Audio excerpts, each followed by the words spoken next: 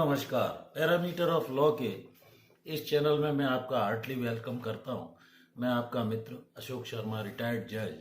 आज capital punishment, death sentence दिया जाए या नहीं, इस डिबेट पर इस वीडियो में प्रकाश डालने जा रहा हूं। मृत्युदंड की सजा सही है या गलत है, इस विषय पर हर व्यक्ति के अलग अलग मत हैं। बहुत सारे कंट्रीज में डेमोक्रेसी है, अलग अलग देशों में इस पर अलग अलग व्यवस्थाएं हैं। और बेंजामिन डिजायरेली ने ये कहा, how much easier it is to be critical than to. इसी तरह विलियम पेन ने ये कहा है कि right is right even if everyone is against it, and wrong is wrong even if everyone is for it. तो ये जो मृत्युदंड की डिबेट है, मृत्युदंड का जो कैपिटल पनिशमेंट है, इस पर अलग अलग व्यूज हैं। इसमें सबसे इम्पोर्टेंट जो केस हुआ वो बच्चन सिंह का मामला हुआ था, जो मैं आगे आपको बताऊंगा, जो माननीय सर्वोच्च न्यायालय का है। और इसमें सही क्या है, गलत क्या है, सभी की विचारधारा अलग अलग होती है। Opinion it varies from person to person, अपना अपना विजन, अपना अपना वर्जन होता है। जजेस भी बहुत सारे परिस्थितियों को देखते हुए कैपिटल पनिशमेंट, डेथ सेंटेंस देते हैं। Capital punishment also called the death penalty, execution of an offender sentenced to death after conviction by a court of law of a criminal offense। इसमें किसी भी व्यक्ति का जिसने कोई जघन्य अपराध किया है, उस व्यक्ति का राइट टू लाइफ छीन लिया जाता है, ऐसा माना जाता है। Capital punishment should be distinguished from extra judicial executions carried out without due process of law. जैसे उदाहरण के तौर पर पुलिस के द्वारा कोई एनकाउंटर में किसी अपराधी को मार दिया जाता है, तो वो ड्यू प्रोसेस ऑफ लॉ नहीं कहा जाएगा। इसमें कॉन्स्टिट्यूशन में डेथ पेनल्टी के प्रोविजंस को कहीं कहीं उचित माना गया है। लॉ मेकर्स डेथ पेनल्टी को सही मानते हैं, तभी वो उस पर कानून बनाते हैं। मोरलिटी ग्राउंड्स देखना होता है, क्रिमिनल बिहेवियर क्या है, बाकी क्रिमिनल्स पर इस डेथ सेंटेंस को, क्रिमिनल या अपराधी को देने का क्या असर पड़ेगा। जिसको मौत की सजा दे दी गई, बाकी एक्यूज्ड बाद में सुधरेंगे नहीं सुधरेंगे, इसका सोसाइटी पे क्या असर आएगा, क्या क्राइम इससे कम होगा, इन सब बातों पर विचार करना आवश्यक है। भारत में कैपिटल पनिशमेंट का जो तरीका है, डेथ सेंटेंस दिया जाता है, वो फांसी पर लटकाकर हैंगिंग की प्रणाली द्वारा दिया जाता है, जबकि कुछ देशों में फायरिंग स्क्वाड अर्थात शूट फायर किया जाता है। इसके अलावा बीहेडिंग अर्थात सिर को कलम करने का रिवाज भी था पूर्व में। इसके अलावा इलेक्ट्रोक्यूजन, चेयर पर केमिकल इंजेक्शन देकर करंट से उसको, क्रिमिनल को लिटाकर मार दिया जाता है। इसके अलावा लीथल कई जगह इंजेक्शन देने का भी प्रचलन है। तो इस तरह अलग अलग देशों में डेथ सेंटेंस के संबंध में अलग अलग विचार है और प्रथा है।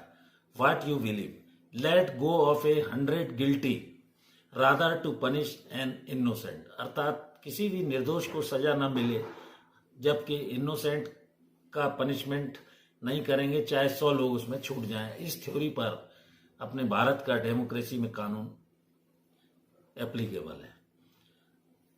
तो मैं इस फिलॉसफी को लगभग इस कारण सही मानता हूं कि भारत में डेमोक्रेसी होने के कारण जो फिलॉसफी है, ये सही मानी जा सकती है। An eye for an eye and tooth for tooth का कानून जैसे को तैसा करने का भी है। An eye for an eye makes the whole world blind, जैसे के साथ वैसा व्यवहार करेंगे तो आंख के बदले आंख ले लेने पर पूरी दुनिया ही अंधी हो सकती है। इसके अलावा इस डेथ सेंटेंस या डेथ पेनल्टी जो कैपिटल पनिशमेंट है, कई ऐसे देश हैं जो डेथ पेनल्टी को अपने अपने तरीके से देखते हैं। 54 देशों में डेथ पेनल्टी को कानूनन माना गया है, जिनमें भारत है, चीन है, यूएसए है, अफ्रीका है।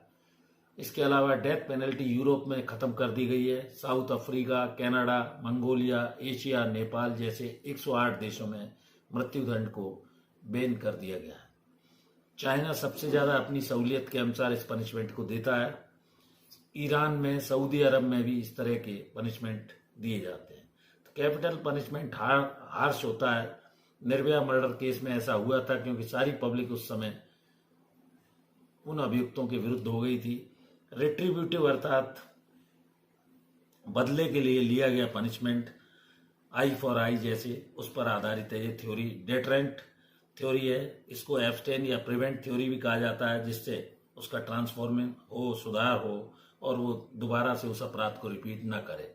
इसके अलावा प्रिवेंटिव थ्योरी है, इनकैपिसिटेशन थ्योरी है, कंपनसेटरी थ्योरी है। कंपनसेटरी थ्योरी में रिफॉर्मेटिव एंड रीहेबिलिटेशन के लिए फाइनेंशियल लॉस जो भी हुआ है विक्टिम को, उसकी भरपाई की जाती है। विक्टिम के जो घर के लोग होते हैं जिससे वो लाभान्वित हो, सो कंपनसेशन वगैरह दिलाया जाता है।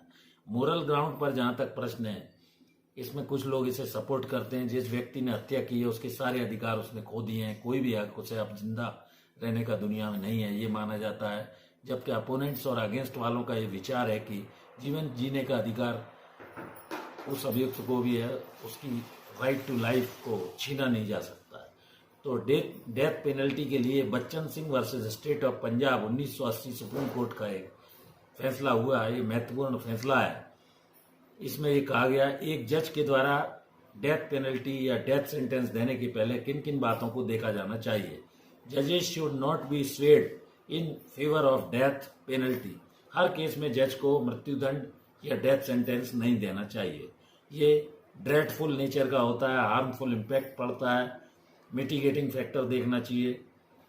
2020 के आंकड़े के अनुसार 404 लोगों को टोटल नंबर जो है फांसी दी गई थी।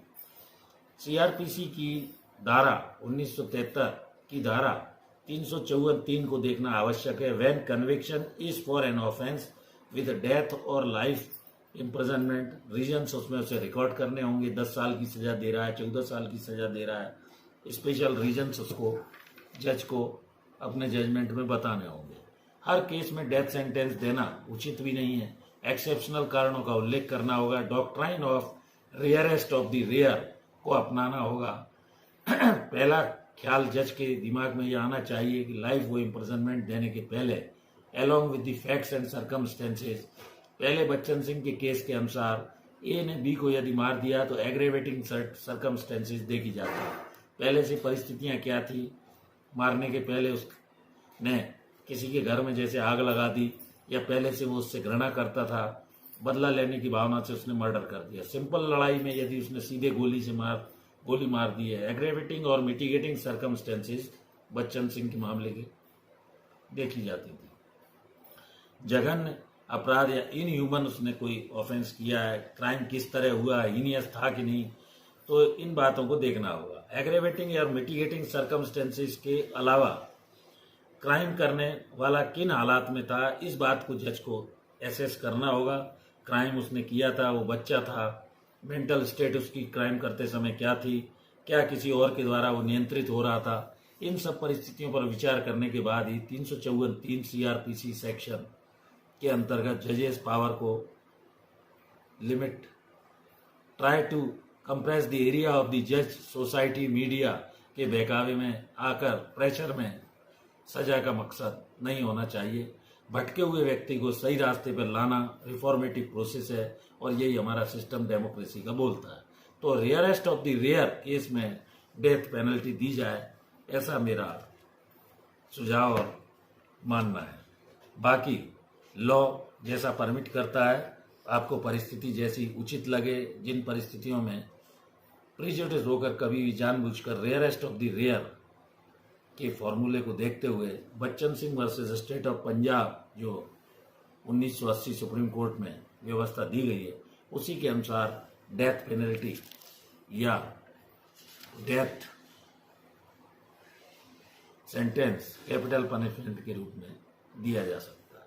तो ये एक डिबेट का विषय था। मैंने सरल शब्दों में आपको इस वीडियो में डेथ पेनल्टी पर क्रिटिसिज्म, अलग अलग देशों में अलग अलग प्रकार के पनिशमेंट हैं, इस बारे में बताया। मैं आशा करता हूँ मेरा ये वीडियो आपको अच्छा लगा होगा। यदि वीडियो अच्छा लगा हो तो इसे लाइक शेयर करें, दोस्तों मित्रों को भेजें। इस वीडियो में यहीं तक, कल फिर मिलते हैं नए वीडियो के साथ। Thank you for watching this video. नमस्कार।